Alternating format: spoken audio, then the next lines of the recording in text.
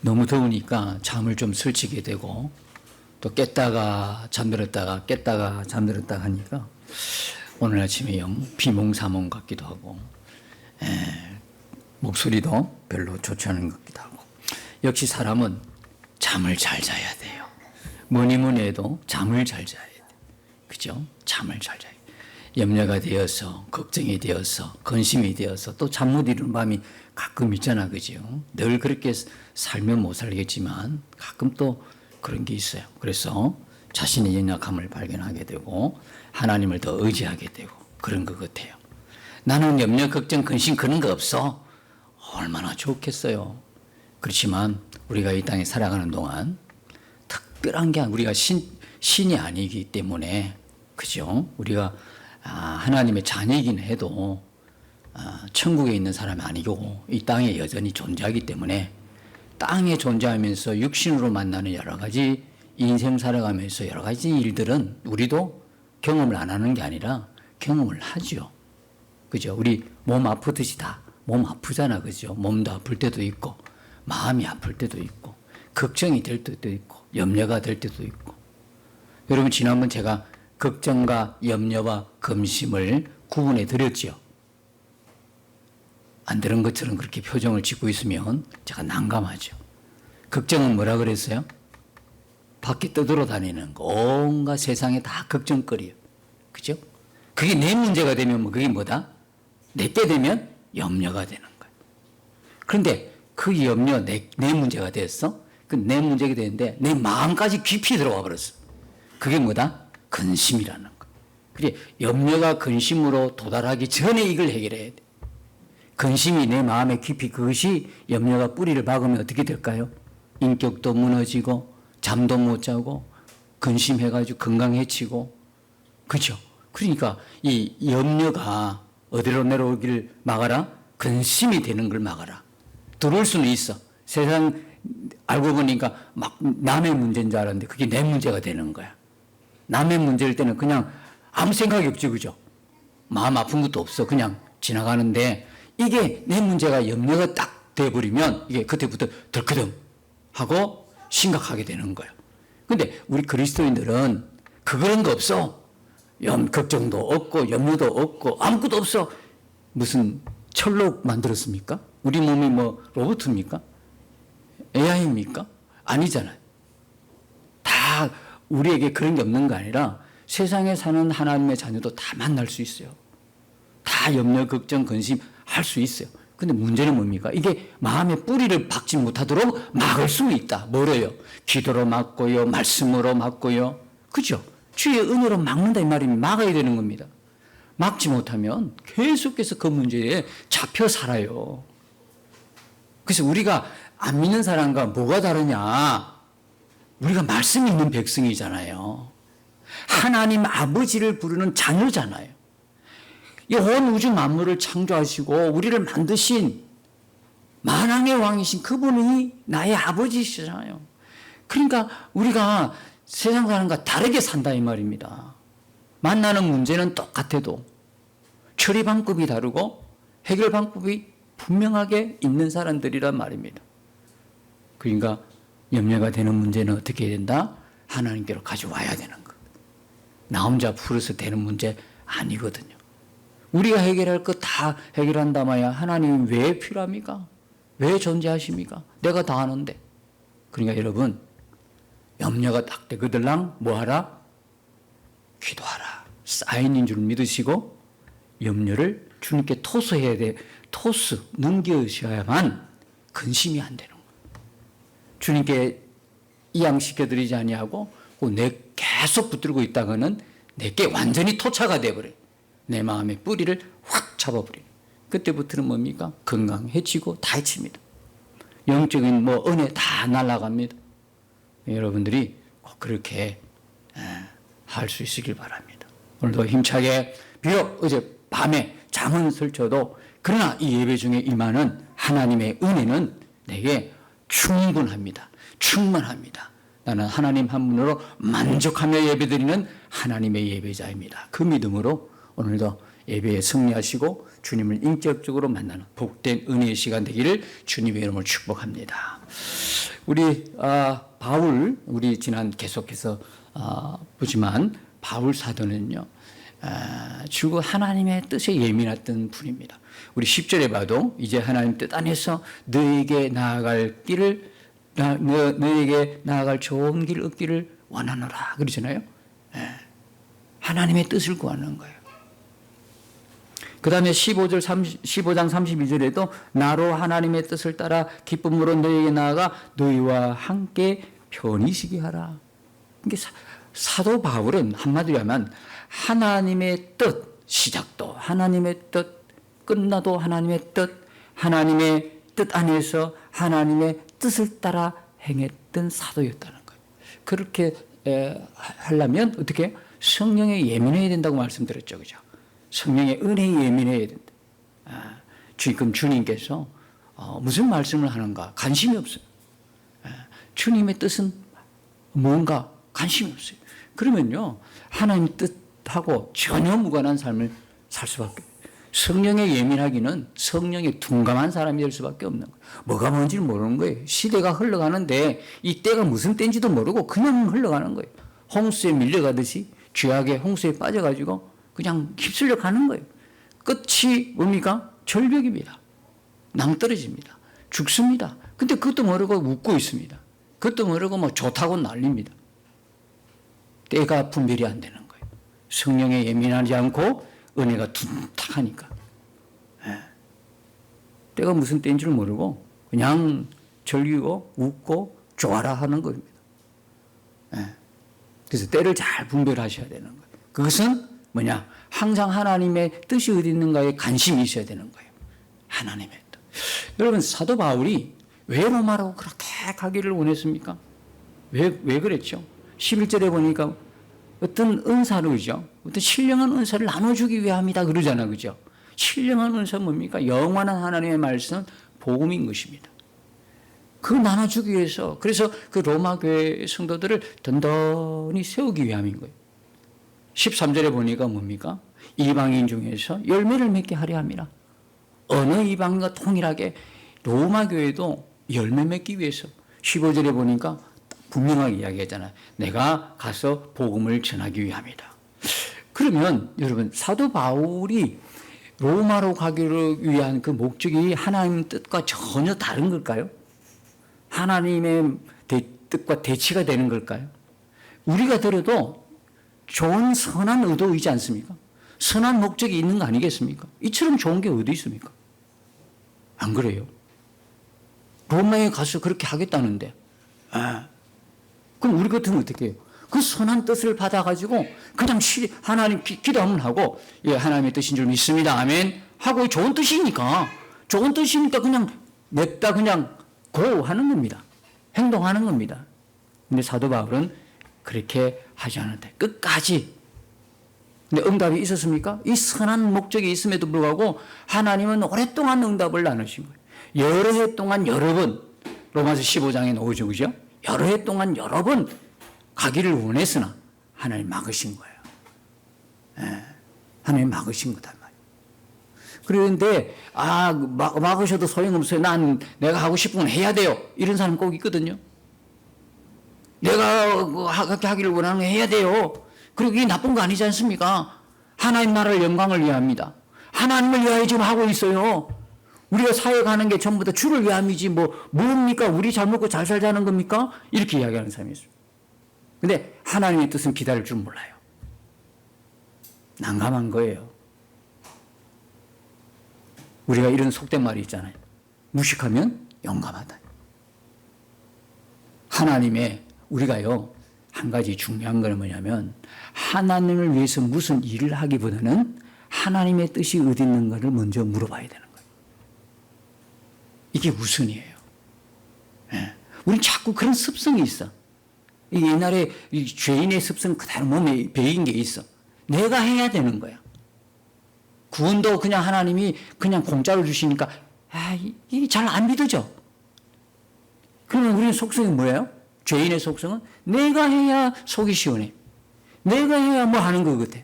그 자꾸 자기 업적을 드러내는, 자기 공로를 내세우는. 내가 이런 사람인데, 내가 교회를 위해서 지금까지 얼마나 헌신했는데 마지막 은퇴 순간에 장로든 목사든 집사님이든 은퇴 순간에 내가 교회를 위해서 지금까지 얼마나 많은 일을 했는데 이렇게 이 소리 한마디만 딱 놓으면 그는 실패한 겁니다. 뭐라고 고백해야 되겠어요? 내 입에서 뭐라고 나와야 돼요? 난 참 무익한 종이었는데 하나님께서 오늘 이 순간까지 은혜로 인도하셨습니다. 이게 그 사람 마지막 순간에도 은혜를 끝까지 붙들고 있는 사람의 메시지예요. 그게 어떻게 내가 자발적으로 그 고백할 수 있을까요? 그 안에 계신 예수님의 은혜지요. 그게 인간의 타고난 죄성은 자꾸 뭔가 자기가 하려고 하는 거예요. 그래서 여러분, 저도 그렇고 여러분도 그렇고 우리 교회야 하도 많은 은혜를 이런 부분에서 나눴기 때문에 일이 중요한 것이 아니라, 그죠? 속도가 중요한 것이나 방향이듯이 하나님 앞에 일하는 게 중요한 것이나 뭐가 중요하다? 하나님과의 교제가 중요한 거예요. 하나님 마음을 아는 거예요. 하나님 뜻을 아는 거예요. 그래서 끝까지 사도 바울은 하나님의 뜻을 기다렸어요. 낙심하지 않았어요. 이 좋은 목적인데도 왜 하나님 응답 안 해주시지? 우리 같으면 그런 생각 했을 것 같은데 사도 바울은 여러 해 동안 계속 로마로 가기를 원하는 그 기도를 하나님께 드렸던 것 같아요. 기다렸다는 거. 드디어 응답이 왔어요. 언제 왔을까요? 사도행전 23장에 응답이 왔어요. 근데 사도행전 23장은 그 장면이 어떻게 되냐면 21장부터 거슬러 올라가는데 주변의 모든 사람들이 만류하는데 사도 바울은 끝까지 예루살렘을 가고자 한 거예요. 가면 잡혀요. 가면 그 유대인들이 기다리고 있어요. 선생님, 제발 예루살렘 가지 마세요. 근데 사도 바울의 마음에 성령의 매임이 있어요. 계속 성령이 주시는 마음이 있어요. 이걸 거부하고, 그죠? 자기의 안위를 지키려고 하니 사도 바울은 그럴 사람이 아니에요. 너무나 예민했던 사도 바울은 그럴 사람이야. 여기가 편한데 편한 데를 쫓아가는 사람이야, 사도 바울. 성령에 매인 사람들은요, 편한 곳을 쫓아가는 것이 아니라 주님이 가라는 곳에 가는 거예요. 그게 자기의 사명으로 알고 있고. 모든 사람의 만류에도 불구하고 예루살렘 갔어요. 그래서 드디어 잡혔어요. 사람들이 사도 바울을 죽이려고 하니까 백부장, 천부장이 그를 보호하면서 잡았어요. 22장에 이 사람도 저 어떤 죄를 지었나 싶어서 매를 대려고 하니까 사도 바울이 로마 시민권자인 것을 밝히는 거예요. 여러분, 큰일 납니다. 로마 시민권자는 함부로 법에 의해서 정당한 판정이 안 났는데 신문을 했다가는 큰일 나는 거예요. 그때 천부장은 뭡니까? 돈을 많이 주고 로마 시민권을 얻은 사람이에요. 근데 사도 바울은 뭡니까? 태어나면서 자연적으로 로마 시민권이 됩니다. 누가 더 센 겁니까? 태어나면서. 돈 주고 사는 게 아니고 태어나면서부터 사도 바울은 희한하지요. 로마 시민권자를 받고 있었어요. 깜짝 놀라는 거예요. 23장에 보면 드디어 주께서 간밤에 사도 바울에게 나타나셔서 예루살렘에서 내가 나의 일을 전가한 것처럼 네가 로마에서도, 그죠, 전가하리라. 그때 허락이 떨어지는 거예요. 사도 바울이 그렇게 기도했어요. 하나님 로마로 보내주세요. 그때는 자유로운 몸인데. 아니, 우리 상식적으로 생각해 봅시다. 죄수의 몸으로 로마 가는 게 편하겠습니까? 상식적으로 우리 그 일반적인 그런 아무런 얽매임이 없는 보통의 그런 입장에서 로마로 가는 게 괜찮겠습니까? 어느 쪽이겠습니까? 일반적일 때 가는 게 훨씬 편하죠, 그죠? 근데요, 딱 잡혀버렸어요. 27장에 가면 정확하게 지명을 합니다. 주께서 나타나셔서 뭐라고 지명하시냐면 내가 가이사 앞에 서겠고. 이게 하나님의 뜻이 이제 드디어 드러나기 시작하는 거예요. 하나님 뜻은 뭡니까? 바울이 로마에 갔는데 그냥 일반적인 전도가 아니라 누구 앞에 서게 하는 거예요? 가이사 앞에 서는 거예요. 고관들 앞에, 정치인들 앞에, 세력을 잡고 있는 앞에 세워서 복음을 전하게 하는 하나님의 뜻이 있었다 이 말이에요. 그렇게 해서 제수의 몸을 만들어가지고 로마로 가게 되는 거예요. 여러분 억울하지 않습니까? 사도 바울이 무슨 죄를 졌나요? 안 그래요? 사도 바울이 원했던 시간, 그죠? 원하는 방법, 하나님이 인도하시면 안 되나요? 가고자 했을 그때를 이 사도 바울이 그렇게 가기를 원해서 하나님 그렇게라도 데리고 갈 수 있잖아요. 근데 왜 꼭 제수의 몸이어야 되나요? 야, 이 난감한 경우 참 많아요. 참 난감할 때가 많아요. 아니, 하나님 우리 개인적으로 볼 때도 기도하는데, 아니, 어떻게 좋은 방법으로 이렇게 얼마든지 하실 수 있는데, 정반대의 방법으로 응답하실 수도 있단 말이에요. 근데 우리는 되게 그럴 경우는 뭐라 그래요? 아니야, 라고 해요. 나는 고정된 관념, 기도 응답에 고정적인 관념이 있어요. 뭐라고 해요? 내게 좋은 거야. 하나님 길을 열으세요? 길이 열리는 거야. 아주 좋은 자리로 길이 쫙 열리는 거예요. 시온의 대로가 열리듯이, 그죠? 막, 이 사람, 저 사람 막 도와주고, 막, 와, 그냥, 걷는 곳마다 막, 전부 다 잘 돼. 전부 다 형통해. 내가 원하는 거야. 그게 내가 원하는 응답이야. 지금 반대로 여기, 사도 바울에게 하나님은 반대로 길을 내려부시네? 죄수의 몸이 되어서. 여러분, 우리는 한쪽 면만 내가 원하는 것을 꼭 기도 응답으로만 생각하지 말자는 거예요. 분명한 것은 기도 응답이 내가 원하는 거냐 아니냐가 문제가 아니고요. 정말 중요한 것은 기도를 응답해 주는 그분이 나의 아버지라는 거예요. 그거 붙들어야 되는데 우리 그거 붙들기보다는 우리는 우리 눈에 나타나는 그만 잡으려고 하니까 시험 드는 거예요. 시험 드는 거예요.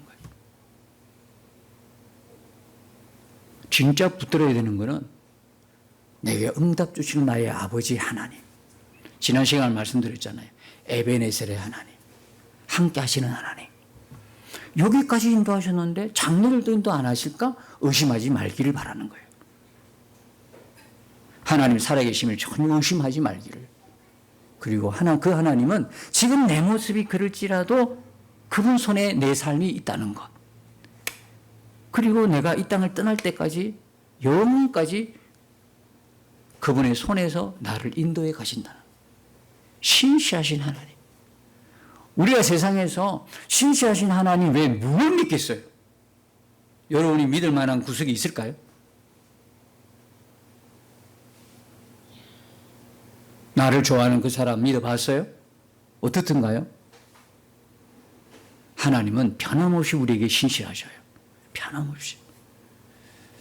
조금 어려운 힘든 분들에게는 이 말이 잘 수용이 안 되겠지만, 이해가 안 되겠지만, 그러나 변함없는 진리는 하나님은 영원토록 신실하신 분이에요.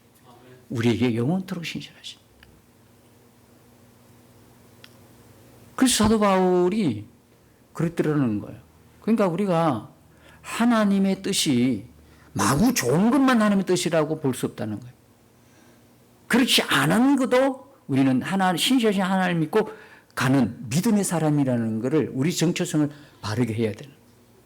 또 하나는 뭐냐면 누구의 뜻이 과연 하나님 뜻인가? 내가 그 뭡니까? 원했던 것 이게 과연 하나님 뜻인가 해서 깊이 묵상해야 돼. 신앙의 지도자가 뭐 했던 모든 게 하나님 뜻인가? 그렇지 않은 것도 많다는 거예요. 그래서 정말 하나님 뜻에 대해서는 신중해야 되는 결과를 봐야 되는 거거든요. 그래서 그때까지 어떻게 해라? 기도하라. 기대하면서 소망을 놓치지 말고 기대하라. 우리 삶의 인도자는 하나님이시니까 기대해야 된다는 거예요. 그래서 이 하나님의 뜻이라는 게요. 그게 우리가 생각하는 만큼 그렇지 않다는 거예요. 그래도 불구하고 여러분들 끝까지. 자, 디모데후서 2장 9절에 이 말씀이 있어요.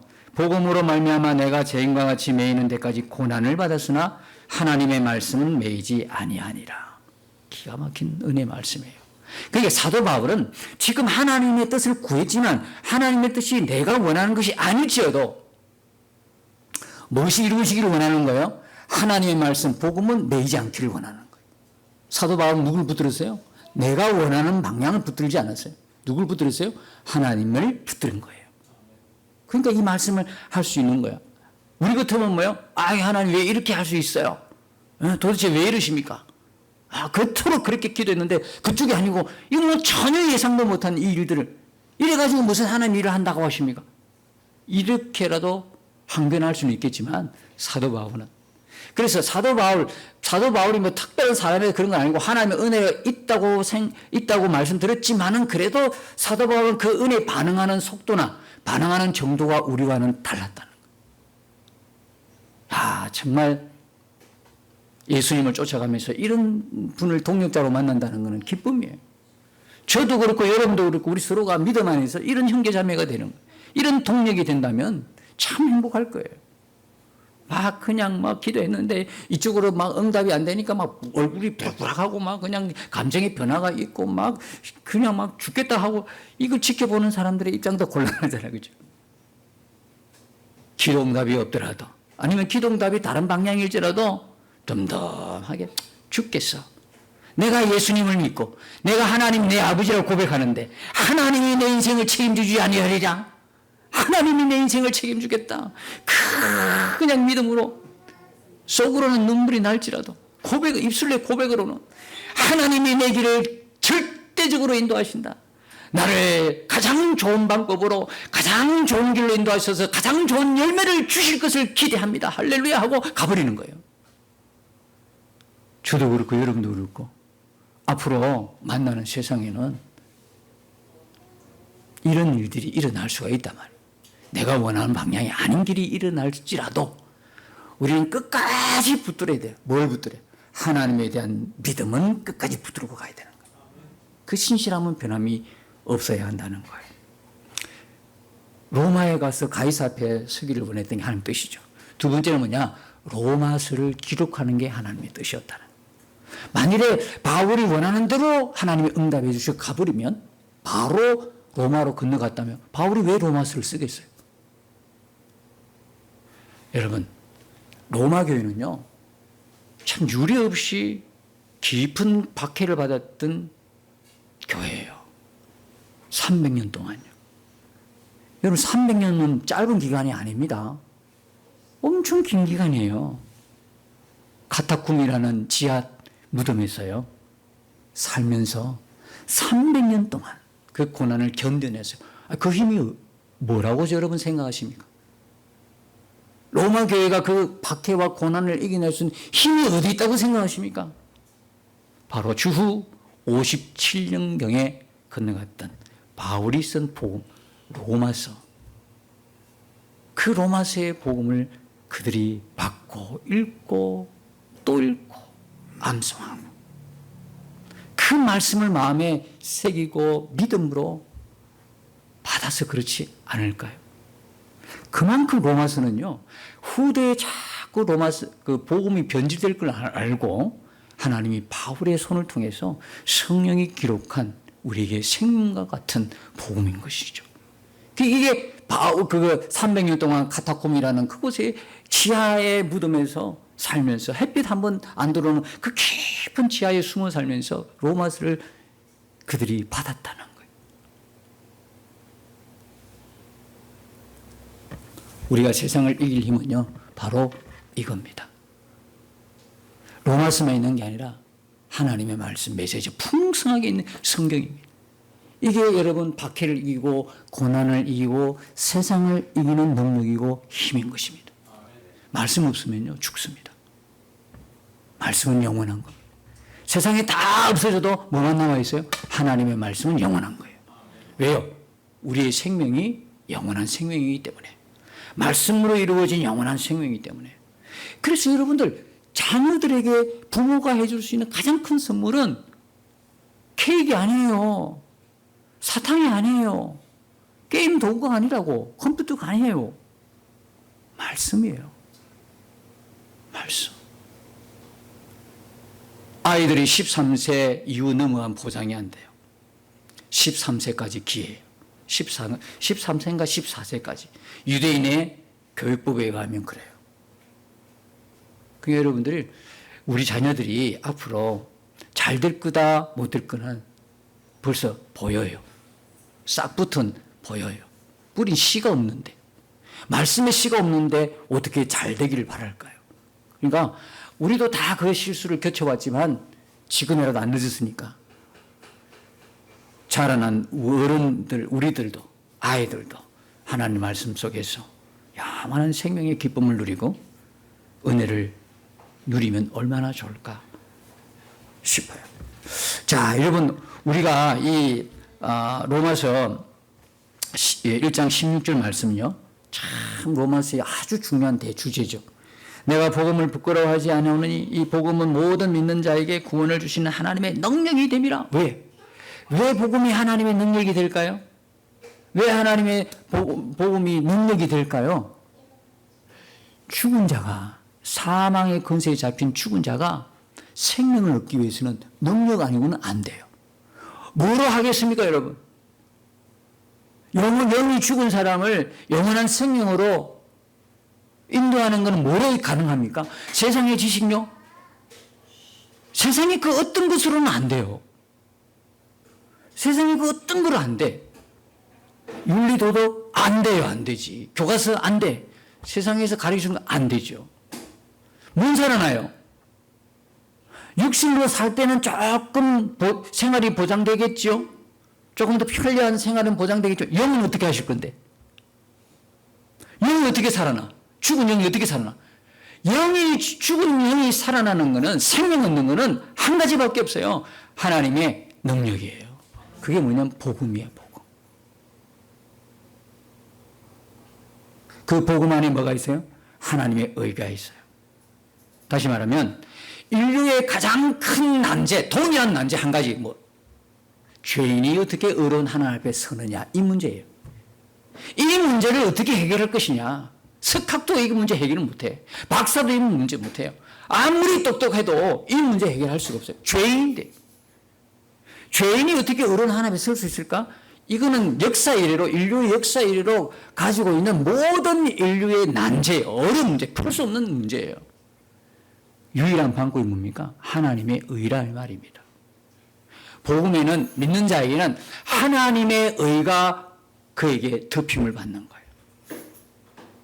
율법으로도 할 수 없어요. 로마서 8장 3절에 보니까 율법으로도 할 수 없는 걸 하나님만 하시나니 그랬어요. 어떻게 하셨어요? 이 문제를. 죄인의 문제를 어떻게 해결하셨어요? 죄인이 의인이 되는 문제를 어떻게 해결하셨을까요? 죄 없는 아들의 몸에 우리의 죄를 정하사. 하나님께서 아들 예수 그리스도께 우리의 죄, 모든 인류의 죄를 그 한 몸에 다 죄 없는 몸에 전가시켜버린 거예요. 뭐로요? 속죄 제물로 삼았어.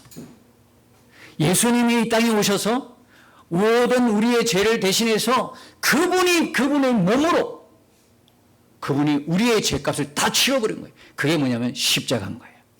죽으신 거예요. 죽으시고 3년 만에 부활하셨어요. 이게 복음의 내용입니다.